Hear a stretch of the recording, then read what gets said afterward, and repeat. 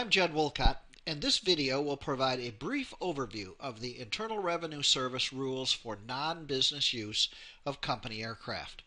Here is the IRS Circular 230 disclosure that we are required to show you.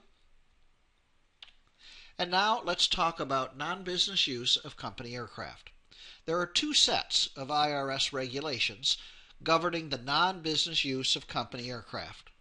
First are the rules for the employee, which are the fringe benefit rules for the employee and their guests.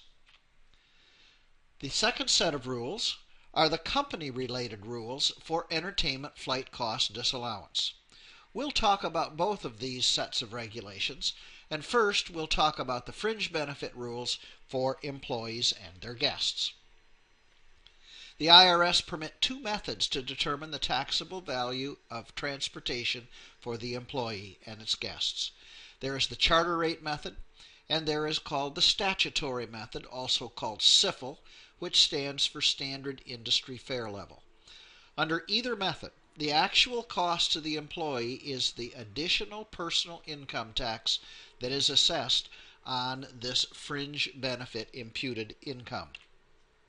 Now, it is the employee that's always taxed for the non-business transportation. The guests, therefore, are also taxed to the employee.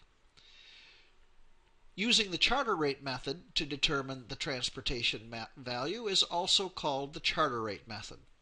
That's defined as the amount that would have been paid had the flight been chartered. Each employee imputes income based on their prorated portion of the cost, and it generally results in a higher income to the employee than the more popular SIFL method.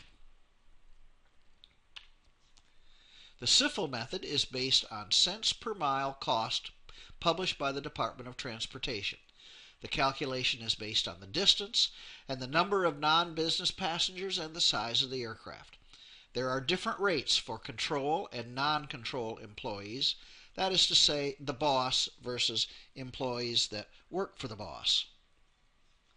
When we compute the SIFL income or the charter rate income, it gets applied to the employee's W-2 at the end of the year.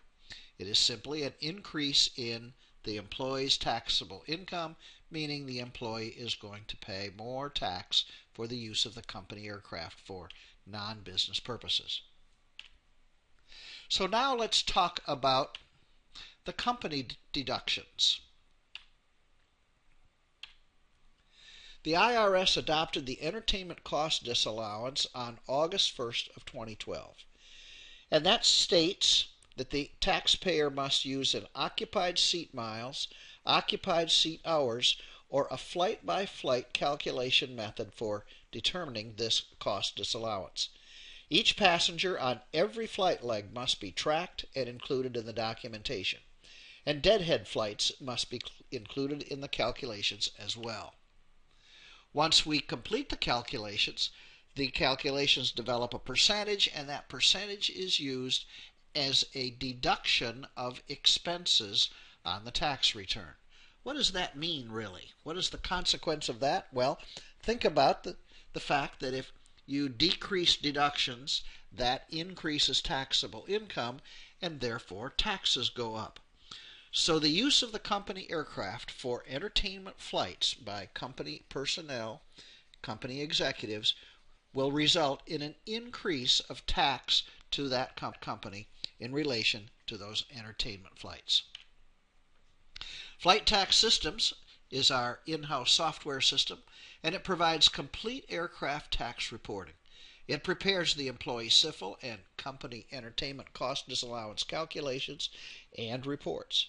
It also prepares state reports, Security and Exchange Commission reports, and the software is used by aircraft owners, pilots, flight departments, and tax professionals. You can call us or go to flighttaxsystems.com for more information. Thank you for watching. I'm Judd Wolcott, and that's how it works.